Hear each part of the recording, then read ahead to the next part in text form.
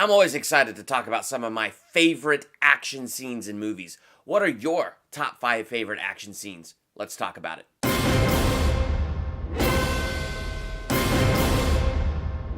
Welcome to Durbania. I'm Durbin, and this is my ranking of some of my top 5 favorite action scenes.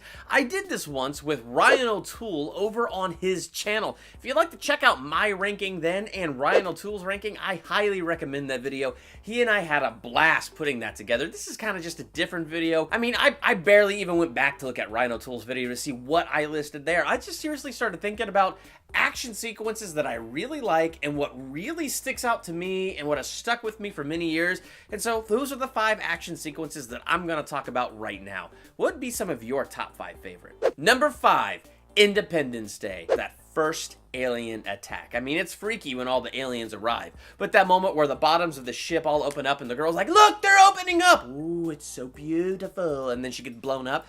I mean, that whole scene, like when I was a kid, I think I saw that the summer before I started 7th grade, so I was a kid, and that scene, man, it grabbed me, it held my attention, and to this day, I have nostalgia with that scene. I mean, it is the first humongous action sequence that you get out of Independence Day, other than the aliens arriving, which is pretty slick. Now, as an adult, yeah, I have indeed lost some of that childlike wonder. Like that scene where Will Smith's girl is running through the tunnel with all the cars, and that explosion is moving through the tunnel slower than a freaking snail on a Sunday morning drive. I mean, it is coming so slow, she should have blown up 50 times as she's running for shelter. You know how I explain it as an adult? Because I don't like to lose the childlike wonder. I explain it as, that's alien fire. This is an alien explosion. This is not a typical human explosion. This is alien technology. That's how I explain it away. That's how I just let it happen. So I just go ahead and make believe that it works. John Wick, the first one, that nightclub scene is pretty freaking slick. I mean, it's violent. But hey, we're talking about action sequences, and that is an action sequence, man. I mean, that Russian dude killed his dog and took his car. It was amazing what that movie did, that in the beginning it got us so emotionally wound up and set with John Wick because of the death of his wife, the emotionality of him receiving that dog, and then the guy kills his dog. It makes all the action that happens in this movie more satisfying than it would have been just watching a bland action movie, because it connected us with this emotion and it connected us with this anger towards this guy. So when he's in the nightclub scene and he's taking out all those guys looking for that Russian snot-nosed brat that killed his dog and took his car, it's like, get him! Get him! Gosh, sometimes I feel bad about that because, you know, I'm a Christian, man. We gotta learn to love and forgive, because anger and hatred and bitterness is an awful thing and one should never be trapped in it. But I'm telling you, man, that John Wick scene, the action is epic! Captain America, Winter Soldier, the Washington, D.C. fight with Bucky, with Captain America, that whole scene, oh my gosh, the fight choreography, the music, the action, the big reveal, we already knew it, but the big reveal to Captain America that this was Bucky, all of that stuff put together made this to me one of the most epic action sequences in Marvel. And man, I loved the big stuff in Doctor Strange and all the Avengers movies, but there's something about that Winter Soldier fight scene that makes it personal, that makes it like small, it makes it gritty, and it sucks me in almost more than any other action sequence. I'm not saying the other ones are bad, they're fantastic. I'm just saying this one is a highlight to me in the MCU.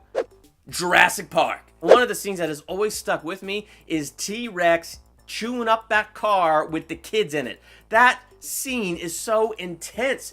And you know what's even more interesting? There's like no music. It's all about the sound effects of the dinosaur, the crunching metal, the kids screaming in the car as the T-Rex is ripping out the bottom of the car thinking this must be some kind of dinosaur. He must be getting through its skin, but he keeps finding more metal and more rubber and more oil and more piping. And you can sense the frustration of this T-Rex. Where's the food? How do you open the can? Come on, give me the food! So you get the frustration of the T-Rex. You see these kids, they just desperately want to get out, but they can't because the Rex will see them and chase them.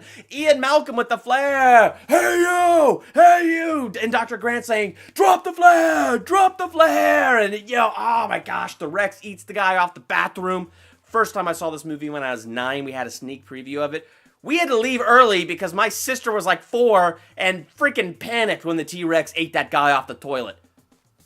I mean, she couldn't handle that. The dinosaurs looked so freaking real, and it ate the man off the toilet. She was done by the time we got to the toilet. I'm telling you. Finally, when I got to see it all the way through, I got to get past that scene finally and see some awesome, epic things. Ugh. I don't know. Like, that scene always sticks with me. It's a powerful scene, and just the more I watch it, it's like, it's so well done. Lord of the Rings, The Two Towers, The Battle of Helm's Deep. This is probably one of my favorite action sequences in the Lord of the Rings trilogy.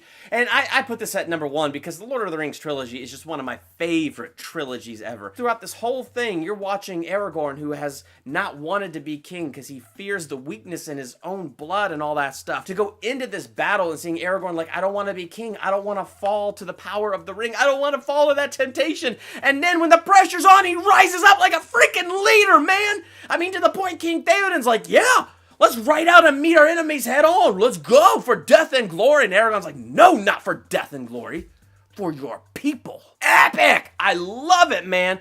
I don't know. So those are my top 5 action sequences. What do you think? What are some of your top 5 action sequences as we get closer to Red Sparrow, which I hope is an action-packed epic spy movie? We shall see in my review for that coming soon. But what did you think? What would be your top 5 favorite action sequences? Let me know in the comments. While you're there, hit the subscribe button to become a Durbanian and hit the bell by the subscribe button so you're notified for the next ranking video I drop, the next theological analysis I've dropped. Trying something different this weekend, dropping a video called Prince Caspian, How They Should Have Done It. I'm excited to drop this video because I want to explore the film Prince Caspian from 2008, compare it to the book, and explore how they should have put this movie together. And I think that would have, I'm excited to dive into that. So that's coming up. Hit the bell so you're notified when that drops, and so much more. I'm Durbin. Thanks for checking out Durbania.